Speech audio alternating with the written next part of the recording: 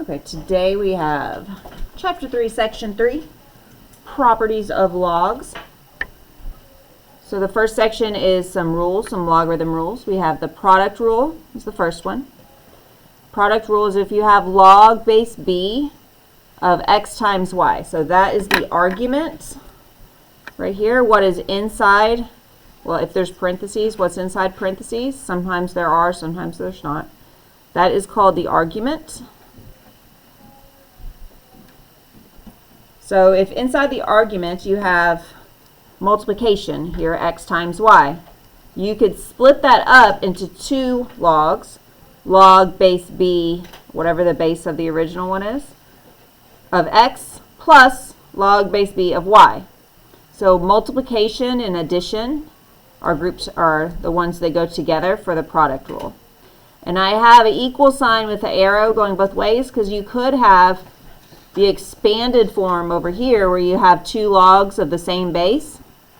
You could put those together as a single log, or you could take the single log and you could split it into two separate ones depending on what you need for the situation of the problem you're working on, whatever works best for you.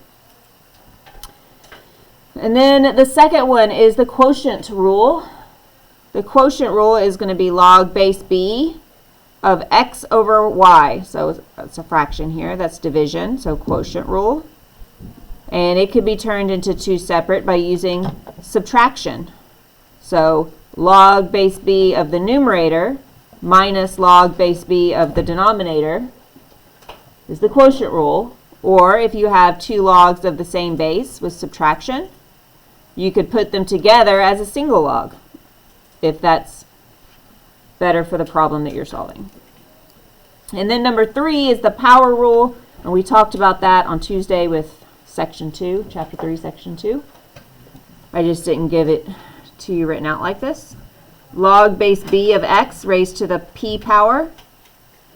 Well, you can take your exponent and move it to the front and say that's p times log base b of x. Or if you have something times a log, whatever you're multiplying by the log, you can make that an exponent by going the other direction with it.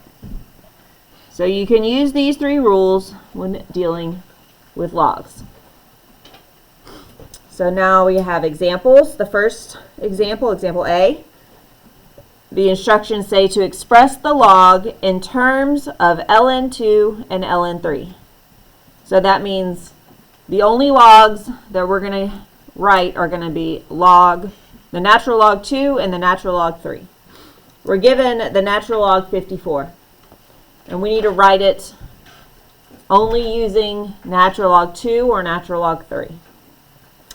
So what we're going to do is take the 54, because we can't use 54. We can only use 2 or 3. And these numbers here tell you, they guide you on what to do. Because you need to take 54, and we're going to write it in factors of 2 and 3. So write in factors of 2 or 3. Or 2 or 3, 2 and 3. So that's what we're going to do with this. So we take 54, and we can, since it's even, I know I can use the 2. So it's 54. Can I divide it by 2 or 3? Well, 54 I know can divide by 2. So I could call this the natural log of 2 times 27, because 2 times 27 is 54. It means the same thing. And 3. Mm-hmm.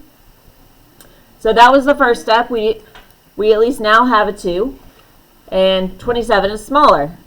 So, but 27 needs to be broken down into 2 or 3. So 27, if I take that, I know I can divide by 3. It would give me 3 times 9. But then 9, I can break that down into 3 times 3. So if I have 3 times 3 times 3, that is 9. So this is 3 to the 3rd power. So then I write this as the natural log of 2 times 3 to the 3rd power. So that means the same thing as natural log of 54. I just broke it down into 2's and 3's because my instructions told me to do that. But right now I still don't have just natural log 2 or natural log 3. So I'm going to take this and use the product rule that says if I have multiplication in the argument, I can split it into 2 separate logs. So that's what I'm going to do. I'm going to split it into natural log of 2. Since it's multiplication, I'm going to use plus the natural log of 3 to the third power.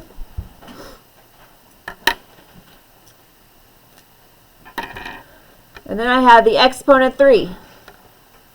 So I can move that in front of its log. Not in front of the entire thing, but in front of the log ln 3.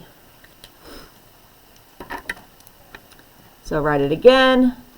The natural log 2 plus 3 times the natural log 3.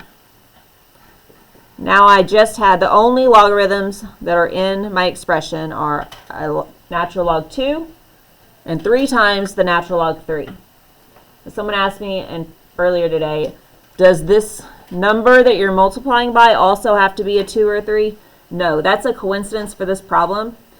If this number needed a 3 to the third power, 3 to the fourth power, that's fine. I could have 4 times ln 3 because the natural log is 3 and the natural log is 2.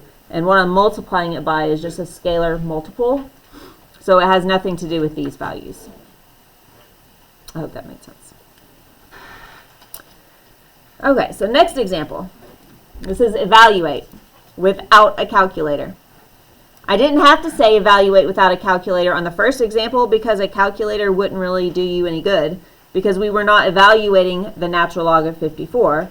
We were rewriting it in terms of other logs. So a graphing calculator is really no good there. This one, sure, I could plug that into a calculator and I could get a decimal value, but this says without. So I look at it and I have log base 4, the 5th root of 64.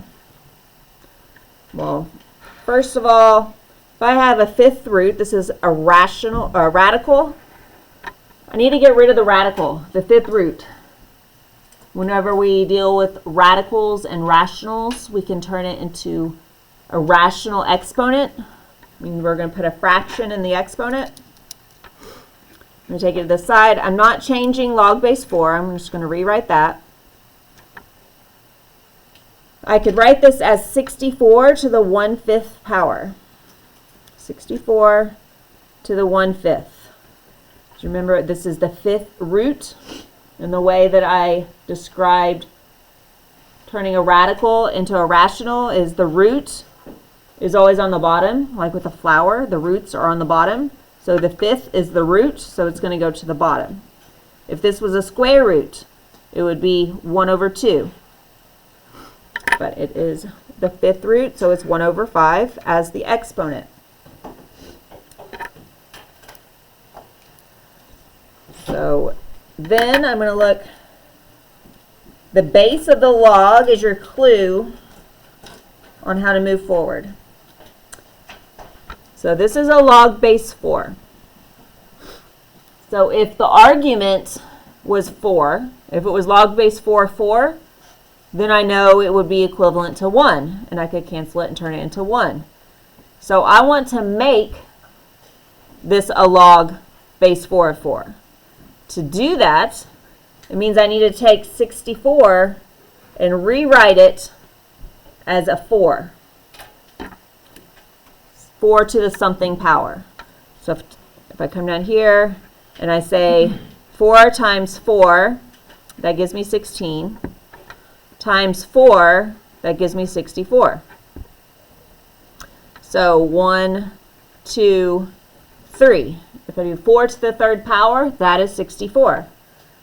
So I can rewrite it that way.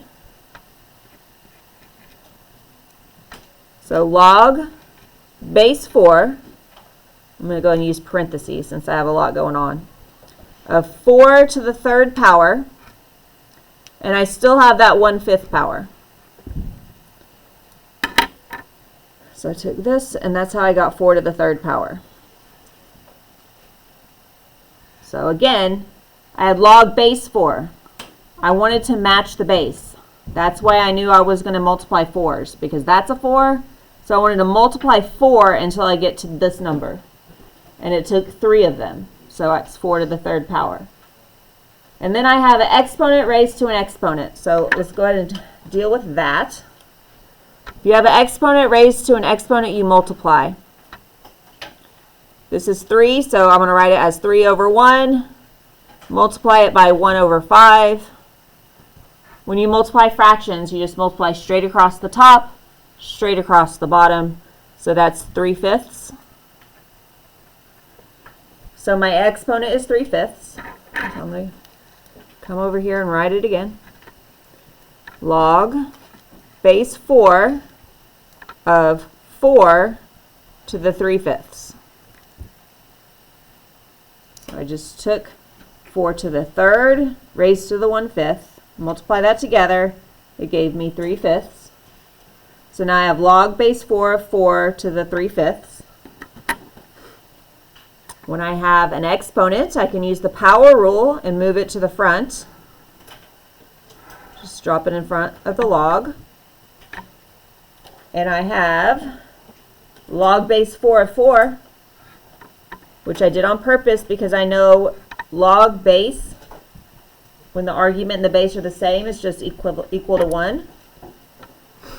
So that means I have 3/5 times 1, which is 3/5.